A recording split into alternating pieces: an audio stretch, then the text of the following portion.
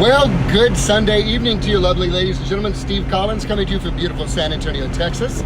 The second most powerful, passionate, purposeful coach and speaker in the world. I hope you guys are excited and fired up. And I hope you had a really great day today, hopefully spending it with friends and family. I did a thing for a period of time called Storytime Sunday, where Steve would share a special soliloquy of spiritual significance to be a blessing to you. And I was thinking about it when I was in church today, and it brought a smile to my face, so I thought I would share the story with you. For those of you who do not know, that have been following the videos recently, at 20 years old, I was a dead, dying, suicidal, bipolar, manic depressive drug addict who was committed and taken into the legal custody of the legal system in San Antonio, Texas, committed to the Texas State Hospital, where the walls are padded and the jackets have extra long arms. That's where my journey began. In that place, I remember praying a prayer: God, if you're really there and you care at all, I do not want to live. I'm a liability to this planet. I'm a worthless father. I'm a worthless husband. I'm a worthless son. I'm a worthless human being. I am worthless. Therefore, I do not want to live. If you could do something with this tragic wreck of a life that I am, my promise to you is I'll do whatever you tell me to do, whenever you tell me to do it, as many times as you tell me to do it. Whatever you want me to do, I'm yours. Have at it, because my life is over. My journey began shortly thereafter when a man approached me and talked to me about Jesus. Well, shortly after, during a baptism on a Sunday night at Cornerstone Church, went through the one-step program. Baptized, boom, one step, my addiction was broken. I don't know why it doesn't happen for everybody.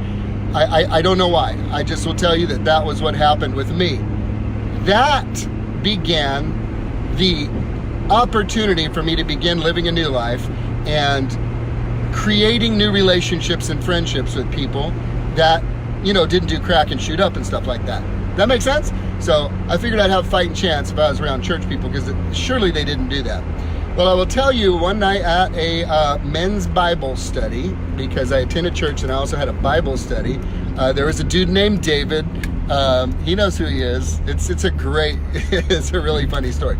So I remember asking him, because his Bible studies were so impactful, dude, what is your secret, man? This is crazy. You're just so amazing at teaching the Bible. Like, I really get it. And he says, well, I spend a lot of time in prayer before I do my Bible studies. And I said, really? Can you teach me how to do that? Would you, I don't really know how to pray other than help, and I know I suck, please don't burn me up, stuff like that. So I was new at this gig, all right? So he invited me and one other young man who had recently given his life to Jesus, a guy named Joey. He invited us to his apartment because the Bible studies were being held in the apartment complex, all right? He said, come over to my house after Bible study and I'll teach you guys to pray. And I said, okay, this sounds fantastic. I'm excited about it. So me and Joey were pumped. We were like, dude, this is gonna be so good. So we go to David's apartment afterwards, and he dims the light and he puts on like some real light worship music.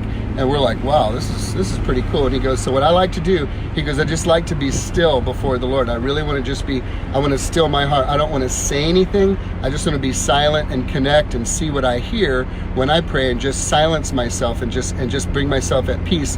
And we're like, okay, let's do it.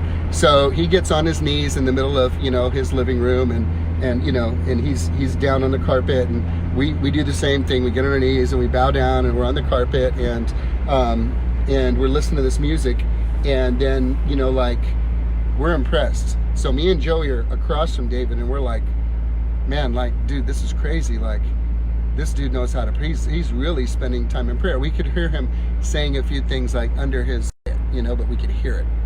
And during that time, we were like freaking out, because let me tell you something. This dude was praying for a long time. Like, I had never done praying for a long time stuff, never.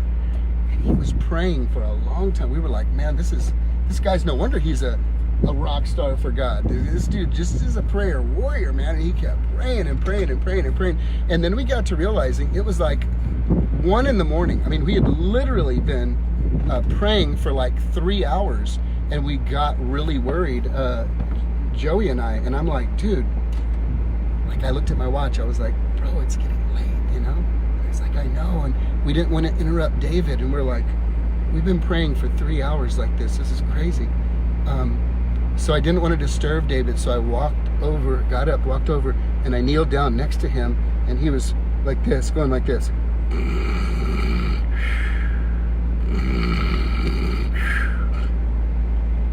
My man was asleep. So I go, dude, I woke up. He goes, oh man, oh, bro. He goes, I'm sorry, I must have dozed off for a minute. I'll teach you how to pray. And I'm like, bro, how long have you been asleep? He goes, the last thing I remember was kneeling down. I'm like, we've been here for 3 hours thinking you were like this Herculean prayer warrior and you were crashed out. And ladies and gentlemen, that's what set the standard for me for time in prayer. I didn't know. I just thought that that's what you did. And David had a good nap, and we learned a great lesson. How long do you take to pray? And let me just throw this out there. If you've read my book, you've read the chapter on Warren Buffett. Praying is cool. It really is cool, because you get to talk to God. But what's 1,000 times cooler is when you're quiet, and you slow down, and you be still, and you listen, and you listen, and you listen, and you listen, and you just listen for what you may hear. It's not going to sound like Charlton Heston. It's a still small voice.